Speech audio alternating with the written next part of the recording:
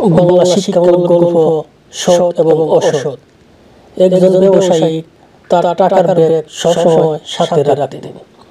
একদিন একজন প্রতারক এটা দেখে ভাবল যে এর মধ্যে অবশ্যই মূল্যবান কিছু আছে, এটা চুরি করতে হবে। তিনি ব্যবসায়ীর কাছে গিয়ে বললেন যে তিনি একজন সৎ ব্যক্তি এবং তার সাথে কাজ করতে চান। লোকটি কিছু সময় নিয়ে ভাবলেন এবং তারপর তাকে তার সাথে রাখলেন। একদিন দুজনে এক জঙ্গলের মধ্য দিয়ে যাচ্ছিল। একটি পানির ঝর্ণা বয়ে যেতে দেখে ব্যবসায়ী থামলেন। নিজের জিনিসপত্র তার সঙ্গীর কাছে রেখে স্নান করতে লাগলেন।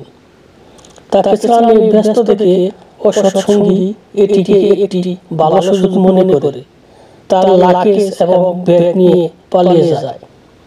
ব্যবসায়ী যখন স্নান করে ফিরে আসেন তখন তিনি দেখতে পান তার সঙ্গী তার জিনিসপত্র এবং টাকা দুটোই নেই। ব্যবসায়ী মনে মনে ভাবলেন, একজন অপরিচিত ব্যক্তিকে বিশ্বাস করা কতটা বোকামি।